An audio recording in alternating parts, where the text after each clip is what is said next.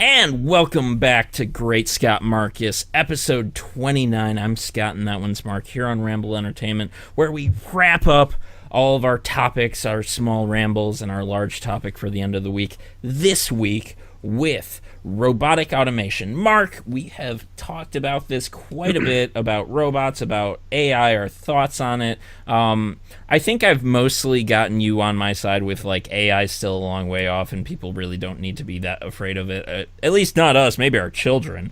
But robots, there is some fear worth having there. And so we wanted to talk about this as far as some of our sources. CNN is concerned, USA Today, just kind of talking about how we're kind of going to run. We have an inevitable potential jobs crisis on our hands, or at least probably towards our late lifetimes. I want to say like 40s, 50s, 60s, mid to late lifetimes, while I eat some Arby's. I mean, I would be surprised if it were to happen within the next 10 years, honestly. I like to be a bit more reserved about that, you know, because it's just like, well, yeah, they say self-driving cars are on the way, and then they start to run into all these problems, and it's just true. I think it's just from what we know already from our generation and the previous generation about the automotive industry is probably one of the biggest ones, where we've seen a lot of the jobs disappear because of robotics replacing those human jobs. And more currently, it was the fast food industry. I believe it was, excuse me, it might have been either Burger King or Wendy's. Were looking into completely automating their service for food, like creating it and ordering it. Basically, you would order at a computer, and your meal is made for you by robots, which on the one side, hopefully they'd screw up less, but at the same time, there's a lot of fucking people more consistency in what you're, like the service exactly. You're getting, the kind of food you're getting. What? You want no mayo? Here, have all the fucking mayo. So none of that, but like I said, at the same time, there is a large portion of the American workforce that currently works for the fast food industry, whether it is, high schoolers with their first job or people, whatever, anybody can do it. It doesn't have to be high schoolers. It's just like there's a lot of people that kind of depend on this. And the scary thing is that it can be replaced. But I'm also on the other side of this thinking that there can be other jobs that are involved with robotics. Obviously it's gonna be a little bit more of an educated job than it is to work at a fast food joint. But I think the way to kind of help this out would be education. We need to get our education system kind of back on track. I'm not sure actually what it was beforehand, but I feel like that's going to be. It would have been off the key track here. If it needs to be back on the track. It's not good. It's not great at all by any means, but that's going to be the kind of key here, I think. And the kind of interesting thing is, on this source with CNN is these auto workers, I believe in Detroit, were saying that they are actually okay with the robotics because it helps. It makes things more efficient. It's safer. Play this video. It is just easier on the workers. You're not, killing your bodies.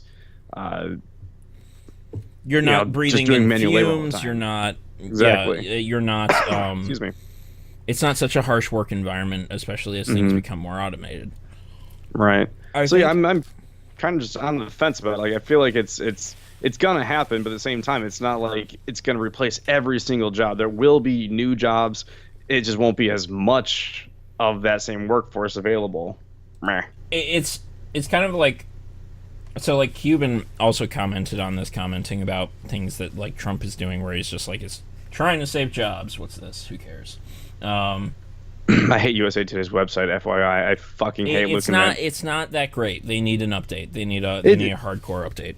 It's something to do with like that little pop-up window of the story. You just click on the X. Like, you don't use the back button. Like, I think maybe it's optimized for mobile site or something. I don't know. It's just bad. Warframe did that where Ramble Entertainment, seriously. What the fuck am I here doing? Warframe did that with a menu system in their marketplace, and you don't use the back button. Instead, you're just constantly changing pages with the menu, and it's just like, no, a back button has all, like this is something that is just kind of almost permanent to all design, and it's just like when there is a back button, it should always be pertinent. Which is weird. It's like on there, it's like you have a main page and you click something, it's like, oh, pop up, and then you close it and then click something else. Oh, pop up. Like, no, I don't like that. So, yeah, Cuban basically was talking about how like Trump can't save your jobs, which is this interesting conundrum where he's just like, I'm sorry, but automation is happening, and it's nice that Trump is trying to like bring jobs back to America, but like that is not a realistic approach to the future. And there's a couple, I guess, paths we can walk down here where we don't know that 100% automation is the way things are going to go. Right. One, robots need to become much simpler, much easier to talk to. They are not. Most people still hate Siri. People who have Alexa from Amazon still complain that she doesn't understand them. Same thing with Cortana. Same thing with all of these speech to directives kind of things. Of course, like for Wendy's, this could be replaced with buttons, but then it's just like, well, what about these special order items? Like, how many buttons are there? Is it a touch screen, et cetera, et cetera, et cetera? And then I think one of the other conundrums is just like, what countries are going to even allow companies to do this? What extent will this be allowed to? That like you have to have so many human workers, you have doing so many of these human jobs. You can have so many robots doing these human and non-human jobs. And I think that's very interesting because law does stand in the way of a lot of these things, like how businesses dispose of harsh chemicals within the environment because otherwise they might just be dumping it everywhere. And you and I have often talked about AI on the show, and we kind of prefaced that at the beginning of this. And I think that robots are different because they are just designed to do these things, where it's just like, you stock these shelves, you organize these shelves. And it's not like these robots can instantly replace a thinking human being, a compassionate human being. And while in some jobs that might be pertinent, in others it's not so much. And I feel like that's a lot of where I really start to diverge on this topic, because I think that Mark is right. I think that Mr. Cuban is right that there is a lot of automation. Huh? So you don't think I'm right? Like to an extent, it's just like this shit happens in factories. And like, have you seen the commercial for the Amazon store? Yeah, the one where you can Seattle, walk in and just walk out. Yeah, I have seen that. So here's my thing about that. Like, one, a person doesn't need to, from what they were showing, a person doesn't need to swipe their phone to get into that store. You just hop over the barrier, grab what you want, and then leave. And no one would be there to stop you if they go with this personless concept, and that is a problem. Two, again, I kind of return to this, like, how important human interaction is and how very, very little AI, whether it's artificial in software or hardware, has done even... I don't even want to say a decent job interacting with us. I'm going to go with, like, bad at best. Yeah, it's not like, great at all. Yeah, like how often has that happened, even for you? Like, I don't use Siri because it's that bad. I mean, I use Alexa, but it's for some of the most simplest tasks. It's gotten better, but how long? Yeah, exactly. How long did it take to get there? Like, Well, even it's I had this. I was cooking one day, and I was like, I don't have my TV on. I'd like to put on a movie, and I was like, oh, maybe if I ask Alexa to turn on my Fire TV stick, I could watch a movie in my living room and control my voice. I can't. Like, so it's like that's still a pretty simple task that it cannot do. sometimes it's device to device connection, but at the same time, it's just Yeah. like, even, yeah, it's just like, yeah, if we want these things to be able to interact with us, they have to be able to interact near seamlessly. Because a person becomes so much more frustrated with a machine more easily than they do a person. Yeah, absolutely. Because you can lash out at a person. You can't lash out at a machine. I mean, that's kind No, of you why I like to can. Yeah, you can, but it's just like, it's not the same. exactly. And also, we can see when a person is struggling or when they're new. You can't really see when a machine is new. I guess you can, but it's just like, I mean, is it less shiny? But yeah, still, it's just like it should be programmed different. to just work. And then there is also the potential losses behind these things, where, like, okay, so Wendy's has decided to replace their workers with robots, and so on this given day, an error occurred within the computer mind at this Wendy's, and all of the robots were doing everything wrong. And so you're not just looking at losses for that day in sales. You're looking at extended losses because people don't return. You're looking at extended losses because bad shit might have happened inside the chain, and like there's just a mess that you have to spend days recovering from.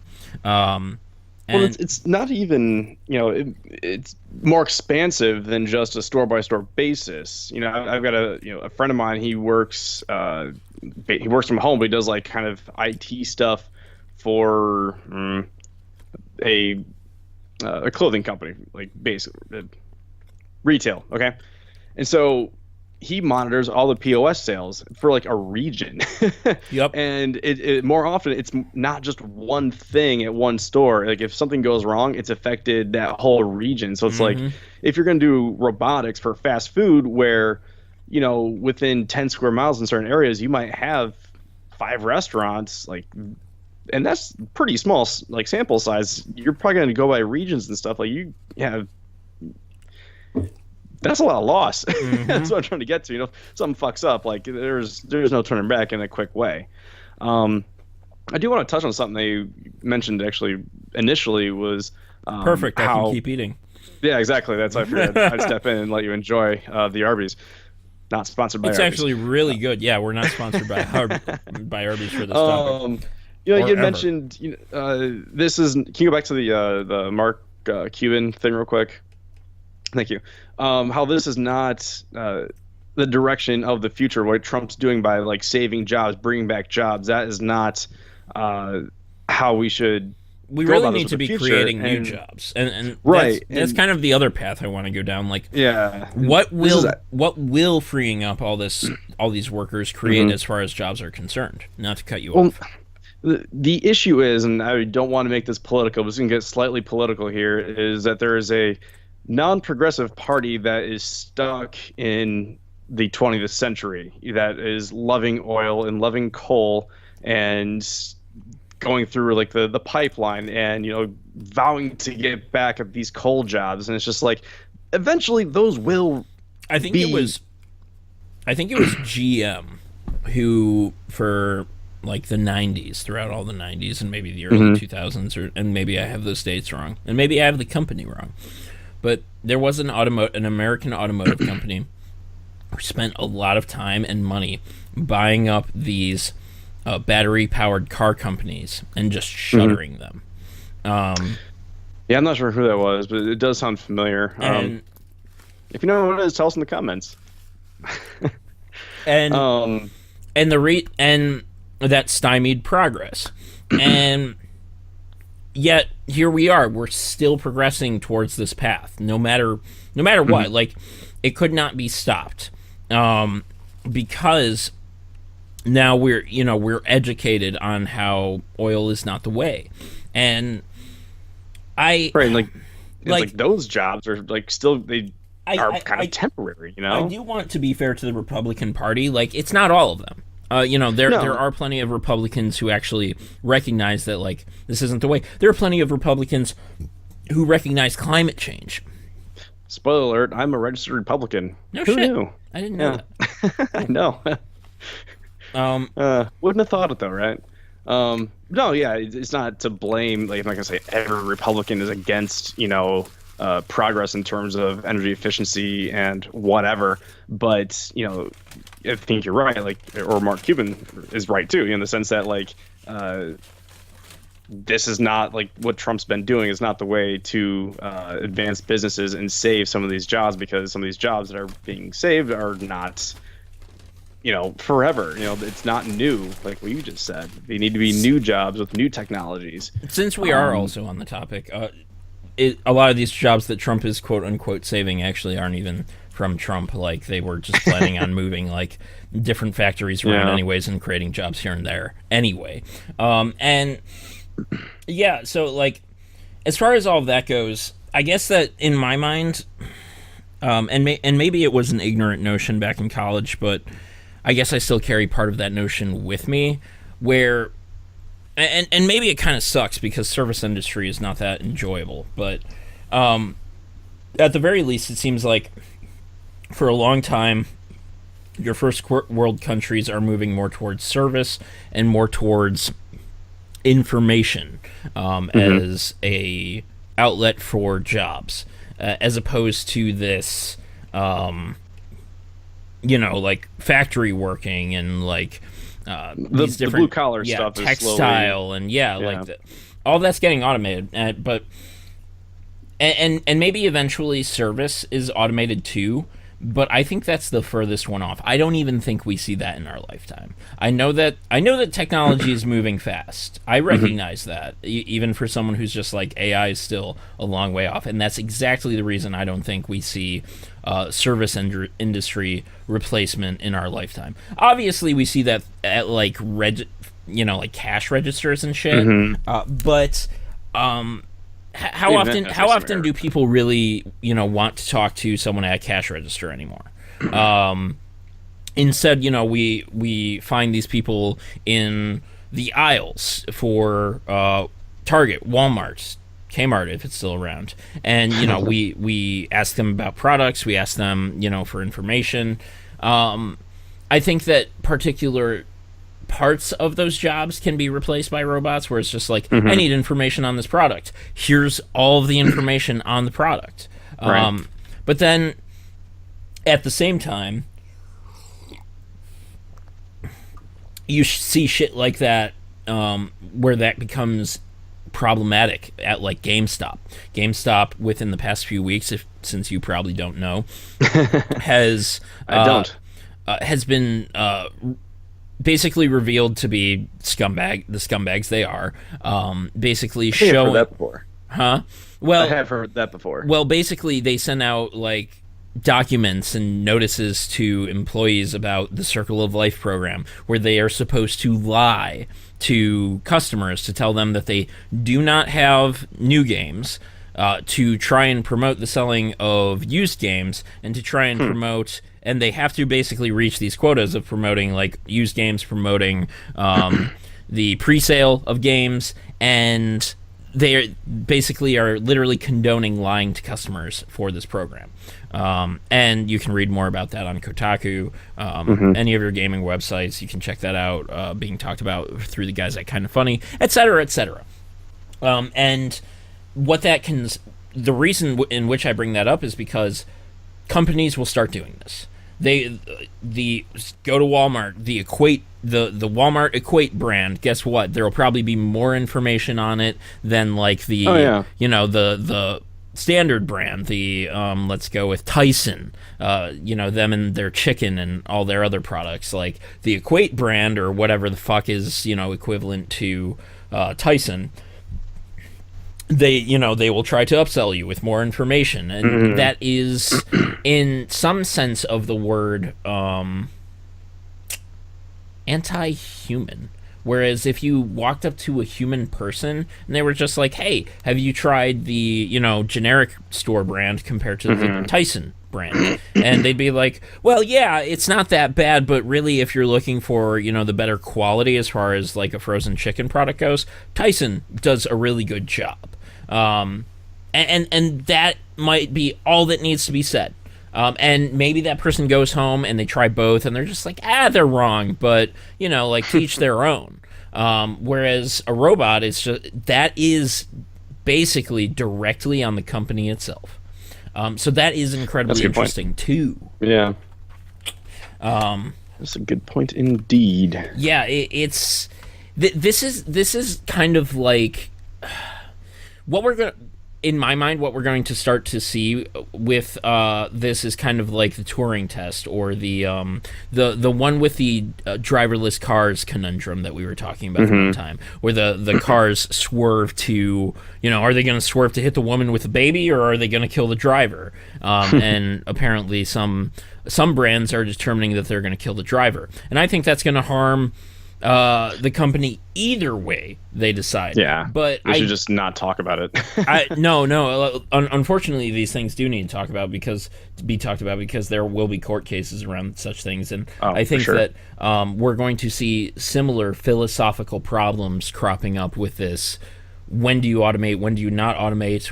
When is the robot in the wrong? When is it just better to use a person? And these are going to be some pretty interesting. What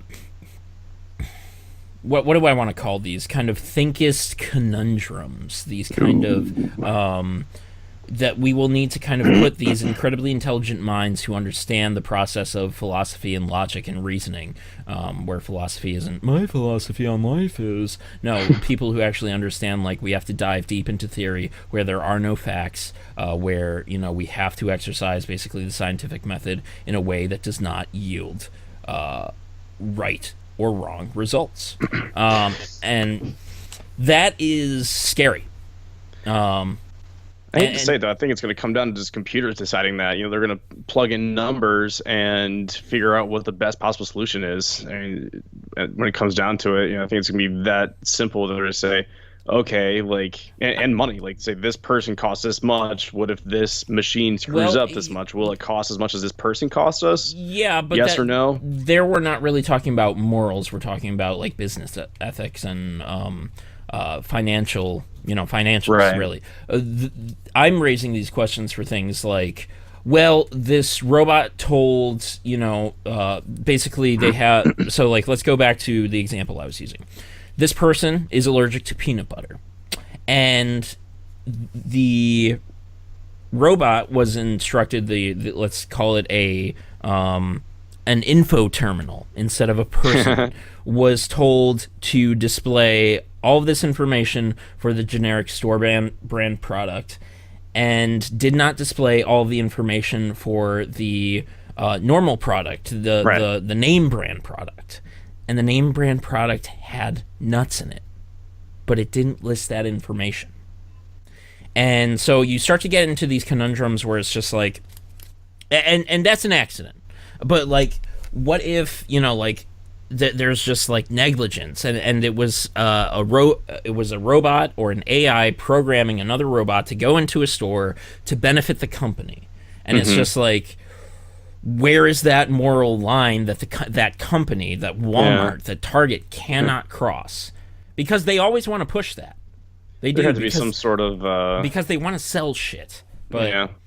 There has to be some sort of, I don't know, legal group of people that would have to exist to test these things. Kind of like it's not even it doesn't even have to be a legal group. It has to be, again, it's just it kind of returns to academics, people who study this shit, who study morals, who study business ethics, who study and sometimes lawyers, because they obviously study business ethics. You just need to have someone to set standards for everything. And I think it was Mercedes was the group that decided that their cars will kill their drivers, and they had a group of people who determined that for them, and then they probably had a meeting with their shareholders or their people who own the company, and they all sat down. They were just and they were just like, are we really gonna fucking do this? And I'm sure there were a lot of people at that table who were just like, I don't know, or like, fuck, I don't know, like, we shouldn't. Because that's the problem. Like, I gave an example where there is pretty much a moral wrong, but for a lot of what these machines will do for us, there will be all of this fucking 50 Shades Darker of Gray, which I might go see. Don't reference that movie. I might actually go see that soon with coworkers. Oh no! We're gonna laugh and just it'll be. We're gonna go to a theater where we can drink. It'll be great. Nice. And you know, we could probably watch that. Yeah, probably. And so like. That's going to be another one of these hindrances where it's just like, so for instance, one of the Tesla self-drivers who was testing got into an accident, a fatal accident, and died. And you want to know what? That probably set back the product by like 2 to 5 years.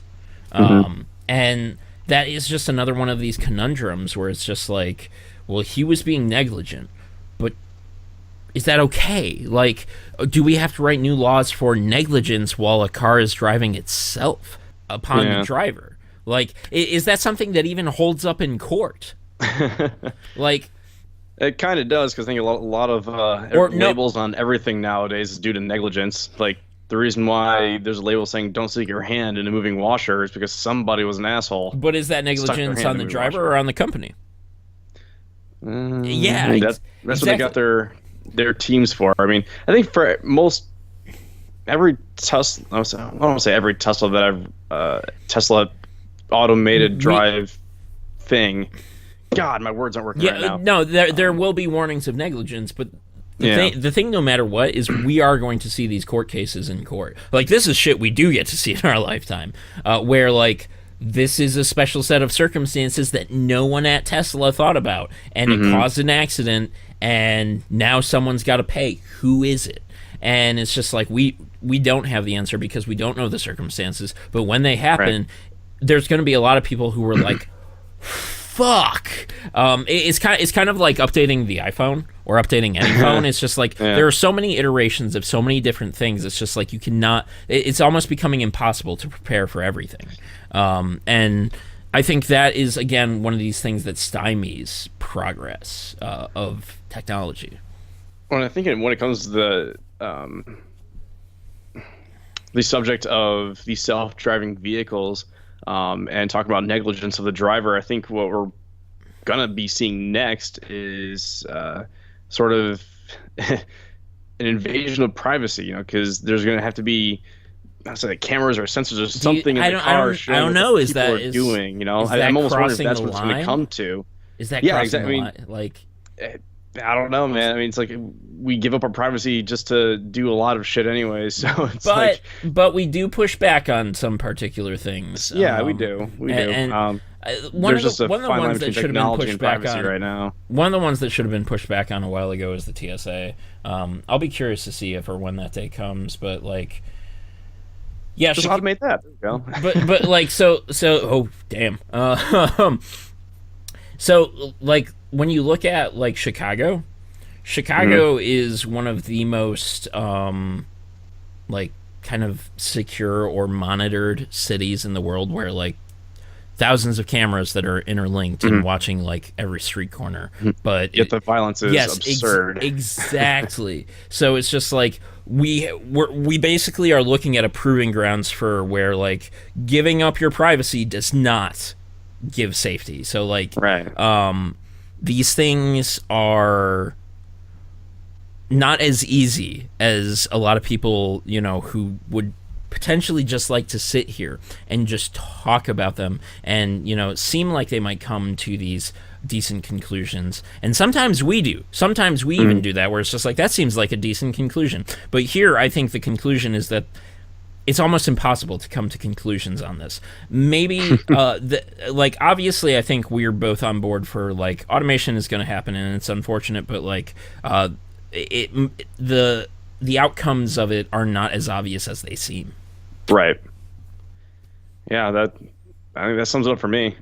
Yeah. This one I've kind of exhausted like all of the options in my brain over, except for this. I'm kind of just. I was going to like, ask you about that if you caught that. Oh yeah, I read it in the article. Okay, it was in the article. Yeah, and because that was the article I sent to you. I was reading it off Google News, so they do that whole fucking amped article thing. I hate that, by the way. I fucking hate amped articles, and because you can't link them. And yeah, like I'm not sure what to make of that because he's just trolling Trump, really, because obviously Trump watches the news. And I know that that's like his main idea of just like look forward to the next president, but like, yeah, I can't help but I can't help but think that like Trump kind of kicked open the door for someone better, like Cuban or like did you read this piece by Zuckerberg?